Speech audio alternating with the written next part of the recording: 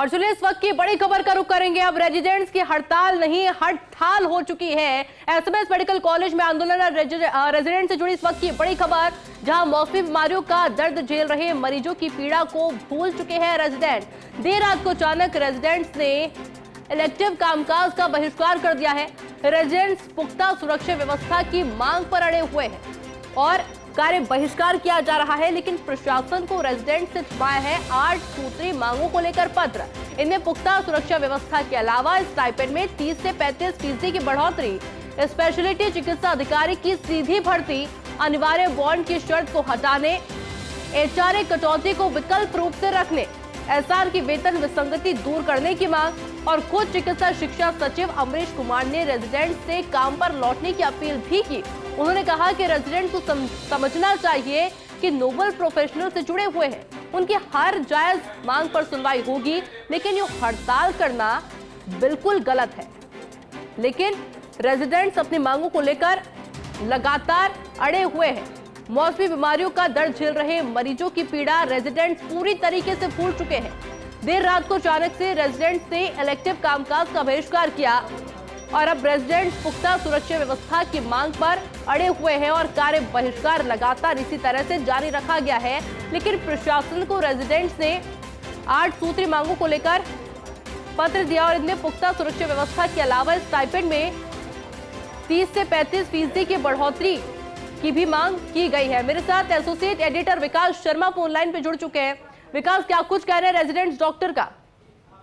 देखिए, बिल्कुल जिस तरह से कल देर रात को जिस तरह से रेजिडेंट्स ने अचानक कार्य बहिष्कार का निर्णय लिया, ये सभी के लिए चिंता की बात है। देखिए, इस वक्त जिसका पूरे प्रदेश भर के अंदर मौसमी बीमारियों का जबरदस्त प्रकोप है। हालांकि यह है कि प्राइवेट अस्पतालों के अंदर जहां हाउसफुल जैसी स्थिति है, वहीं उम्मीद है कि जैसे कि सरकारी अस्पतालों को तो इलाज मिलेगा, लेकिन वहां पर भी जब रेजिडेंट डॉक्टर हड़ताल पर पहुंच जाते हैं, चले जाते हैं, तब उस स्थिति में अस्पतालों की व्यवस्थाएं जो है बेपटरी होना लाजमी है। और इसी वजह से ये बड़ी चिंता की बात है कि ये जो समय है, ये हड़ताल का नहीं, अतिरिक्त काम करने का समय है, क्योंकि ये समय सबसे चुनौतीपूर्ण समय है। और dengue, malaria, chikungunya, swine flu, तमाम तरह की जो मौसमी बीमारियां, इसके लिए इसकी स्प्रेड का सबसे क्रिटिकल समय इस वक्त चल रहा है। इस दौरान रेजिडेंट ने एक दबाव बनाने के लिए, प्रशासन पर दबाव बनाने के लिए एक पूरी तरह से हड़ताल जो है शुरू कर दी है।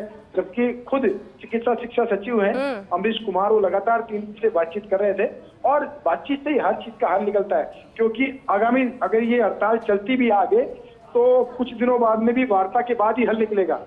तो ये जो हल है पहले निकल जाना चाहिए। पहली बात तो ये, रेजिडेंट्स की जो जायज मांगे हैं उनको मान लिया जाना चाहिए था, और जो मांगे नहीं मानने वाली थी उनको लेकर के उनको समझाना चाहिए था कि आखिर क्यों ऐसा नहीं हो रहा। लेकिन अभी मुझे लगता है कि ये जो हड़ताल है पूरी तरह से हड़ताल में तब्दील हो गई है।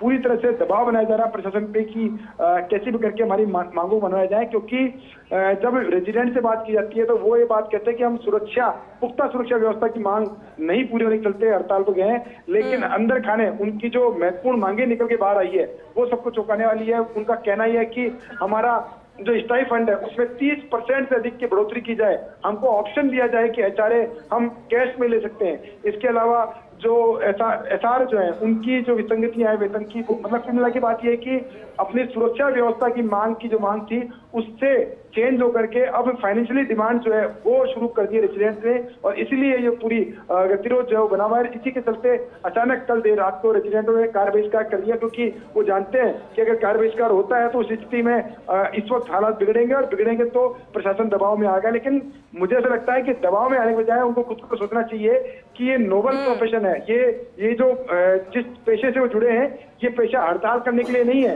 ये पेशा है जनता की सेवा करने के लिए, लोगों की सेवा करने के लिए। और उसमें अगर उनको कोई दिक्कतें आ रही है, बात है तो जायज मांग है तो वो किसी मंच पे ले जाके रखें, और अगर कुछ नहीं होता है तो वो अतिरिक्त काम करके या फिर कुछ अलग से प्रदर्शन करके अपनी मांगों को रखे, तब तो कोई जायज बात होती है। लेकिन जिस तरह से अचानक देर रात को हड़ताल शुरू कर दिया, आप ताजुब करेंगे इस बात को लेकर के कि अस्पताल, मेडिकल कॉलेज, किसी को भी इसकी कानो कान खबर नहीं लगी कि कल से सुबह से रेजिडेंटों ने हड़ताल कर दी। हालांकि अल्टीमेटम पहले से दे रखा था, लेकिन बातचीत का दौर जारी था और उसके बावजूद उम्मीद यही थी कि ऐसा कुछ कदम नहीं उठाएंगे। लेकिन मुझे लगता है कुछ तथाकथित नेता जो हैं उनके चक्कर में पूरे रेजिडेंटों ने हड़ताल जो है शुरू की है, और इस हड़ताल के चलते अब जो जनता के लिए ये हड़ताल जो है हड़ताल में तब्दील होती नजर आ रही है। जी बिल्कुल विकास, बहुत बहुत शुक्रिया आपके तमाम जानकारी के लिए। और देखिए जिस तरह से मेरे सहयोगी विकास जानकारी देते हुए नजर आए हैं, क्योंकि सबसे ज्यादा जो कार्य बहिष्कार की खबरें अब सामने आने लगी है वो चिकित्सा विभाग से ही सामने आती है, प्रेशर डाला जाता है।